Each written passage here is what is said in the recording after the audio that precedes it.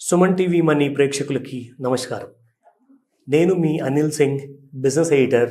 ఈరోజు నుంచి ముఖ్యమైన ఫైనాన్షియల్ అవేర్నెస్ ప్రోగ్రామ్స్, దాంతోపాటు ఫైనాన్షియల్ అక్షరాభ్యాసం. దీంట్లో ముఖ్యంగా స్టాక్ మార్కెట్ అక్షరాభ్యాసం మనకి చాలా ముఖ్యమైనది. అందరూ ఇన్వెస్టర్స్ కానివ్వండి ఆర్ ట్రేడర్స్ కానివ్వండి, అసలు నాలెడ్జ్ లేకుండా ఒక జస్ట్ రూమర్స్లో చూసుకుంటూ ముఖ్యంగా మార్కెట్లో ఇన్వెస్ట్మెంట్ స్టార్ట్ చేస్తారు. ఫస్ట్ ఆఫ్ ఆల్ ఫైనాన్షియల్ అక్షరాభ్యాసంలో ఏముంటుంది, అసలు ఏది తెలుసుకోవాలి. ఎందుకంటే ఇంగ్లీష్లో ఒక సామెత ఉంది, half knowledge is worse than ignorance.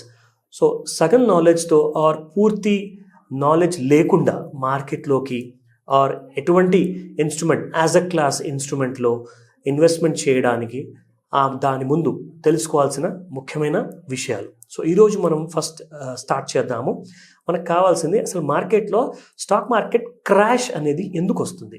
Stock market crash ముఖ్యంగా ఎప్పుడైనా ఎకనామిక్ టర్బ్యులెన్సెస్ అంటే జస్ట్ ఇన్ కేస్ మార్కెట్లో ఎటువంటి అయినా బ్యాడ్ న్యూస్ కానివ్వండి, అది ఒక ఫైనాన్స్ మినిస్ట్రీ నుంచి కానివ్వండి ఆర్ ఎనీ ఇన్ఫ్లేషన్ పెరిగిపోయిందని కానివ్వండి.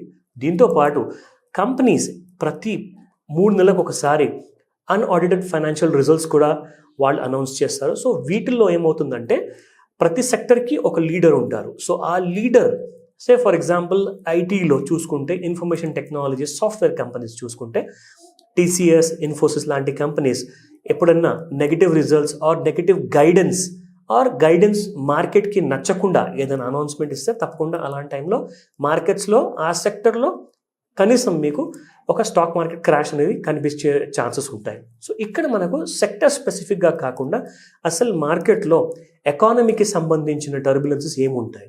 జనరల్గా ఏంటంటే జాబ్లెస్ క్లెయిమ్స్ ఉంటాయి. అంటే జాబ్లెస్నెస్ ముఖ్యంగా మనం చూసుకుంటే ఎంతవరకు ఎంప్లాయ్మెంట్ అనేది పెరుగుతుంది, అది ప్రతి నెల కానివ్వండి ఆర్ ప్రతి వారం కానివ్వండి, ఆ రిపోర్ట్స్ పైన ఆధారపడి ఉంటుంది. అంటే రాబోయే సంవత్సరాల్లో రాబోయే నెలల్లో మార్కెట్స్ ఎలా ఉండబోతున్నాయి అనే దానికి ధోరణి ఉంటుంది.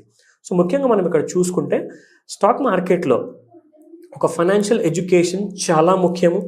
ఈ విషయానికి వస్తే మనకు ముఖ్యంగా ఒక బేసిక్స్ ఉంటాయన్నమాట. అంటే ఏబీసీ ఆఫ్ ఇన్వెస్ట్మెంట్స్ అంటాం దీన్ని. సో ఏబీసీ ఆఫ్ ఇన్వెస్ట్మెంట్స్ తెలుసుకోవాలి అంటే first of all basics ignore చేసినప్పుడు తప్పకుండా మనకి ఇబ్బందులు వస్తాయి, లాసెస్ వస్తాయి. ఎందుకంటే దాదాపు 18-19 సంవత్సరాల ముందు అలాంటి మిస్టేక్స్ నేను చేశాను. సో ఈ మిస్టేక్స్ యాజ్ అ చిన్న ఇన్వెస్టర్గా కానివ్వండి ఆర్ ఒక small investor or as a ట్రేడర్గా కానివ్వండి. సో ఇవి ఎప్పుడు మన ఫ్యూచర్లో రాకుండా ఉండాలి అంటే ముఖ్యంగా మనం చేయాల్సింది ఒక బేసిక్స్ నేర్చుకోవడం. బేసిక్స్ నేర్చుకుంటే ఏ రోజైనా అది మీకు పనికొస్తుంది. అది ఆస్తులు తరిగిపోతాయి కానీ చదువు మాత్రం ఎప్పుడు తరగదు. సో ఆ ముఖ్య విషయం మనం గుర్తుపెట్టుకొని ఫైనాన్షియల్ ఇన్వెస్ట్మెంట్స్ యాసెట్ క్లాస్లో దిగే ముందు ఈ విషయాల్ని గుర్తుపెట్టుకొని మరి ఫస్ట్ ఆఫ్ ఆల్ ఇన్వెస్ట్మెంట్ మొదలు పెట్టాలి. సో ముఖ్యంగా మనకు కావాల్సిన ఫాలోఅప్, అసలు ఈ సీక్రెట్స్ ఉంటాయి, కొన్ని డార్క్ సీక్రెట్స్ ఉంటాయి స్టాక్ మార్కెట్లో. ఆ డార్క్ సీక్రెట్స్ ఏంటంటే మనకు తెలియకుండా మనం పెట్టుబడులు పెట్టినప్పుడు అసలు చాలామంది చెప్తూ ఉంటారు, పెరిగినప్పుడు అమ్మండి, కింద పడిపోయినప్పుడు కొనుక్కోండి, అది చాలా ఈజీ. బట్ ప్రాక్టికల్గా చేసేటప్పుడు యాక్చువల్గా ఆ నిజాలేంటో మన అందరికీ తెలుస్తుంది. ఎందుకంటే అంత ఈజీగా ఉండుంటే స్టాక్ మార్కెట్స్ ఎవరైనా ప్రెడిక్ట్ చేయొచ్చు, అసలు చదువు లేని వాళ్ళు కూడా ప్రెడిక్ట్ చేయొచ్చు అనమాట. అంటే ముందు ఏం కాబోతుందో ఆర్ ఈరోజు 9:15కి మార్కెట్ ఓపెన్ అయితే 3:30 లోపల ఏ స్టాక్ పెరగబోతుంది, ఏ స్టాక్ పడబోతుందని ప్రతి వాళ్ళు ఈజీగా చెప్పేసి ఉండేవారు. బట్ అలా కాదు. సో స్టాక్ మార్కెట్లో ప్రెడిక్షన్ చేయాలి అంటే ఒక సరైన స్ట్రాటజీ ఉండాలి, సరైన టూల్స్ ఉండాలి.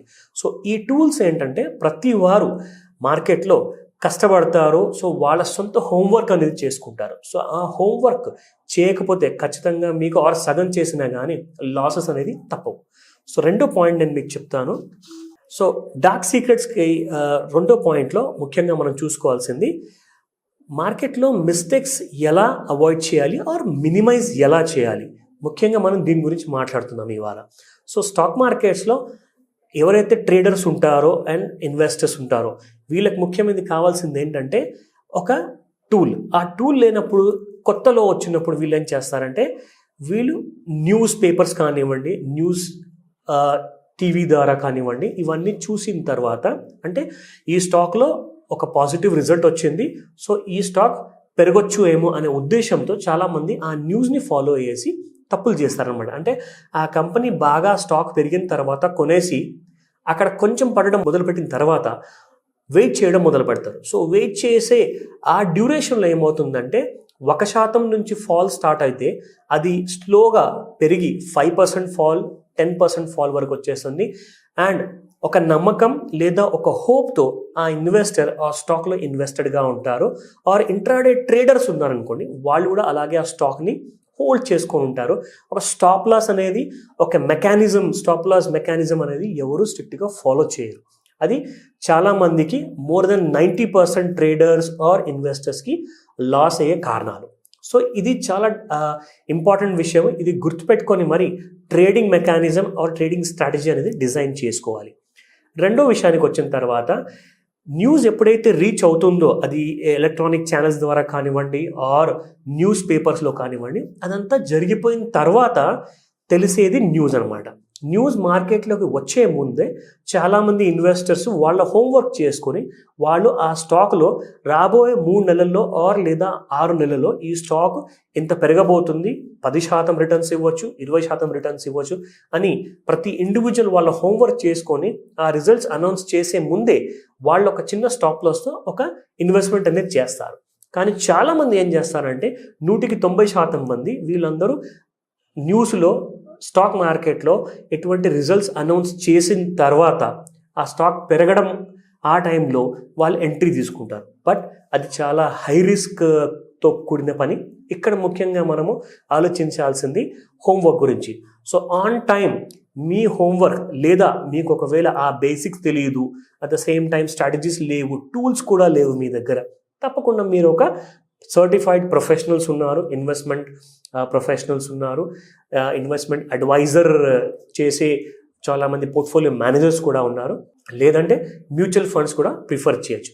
But as a individual small trader or small ఇన్వెస్టర్గా మీరు మొదలు పెట్టాలి అనుకుంటే తప్పకుండా ఈ కమిట్ చేయకూడదు అన్న తప్పులు ఏవైతే ఉన్నాయో ఆ తప్పుల నుంచి మిమ్మల్ని మీరు సేవ్ చేసుకోవాలంటే తప్పకుండా ఇంకా కొన్ని పాయింట్స్ని నేను మీకు చెప్తాను, దాన్ని అవాయిడ్ చేయండి. సో దీని తర్వాత హెవీ మ్యానిపులేషన్స్ చేయబడే బిగ్ ప్లేయర్స్ ఎవరైతే ఉంటారో వాళ్ళ ఇన్వెస్ట్మెంట్స్ కొన్ని 100 కోట్ల నుంచి 1000 కోట్ల వరకు వెళ్తాయి.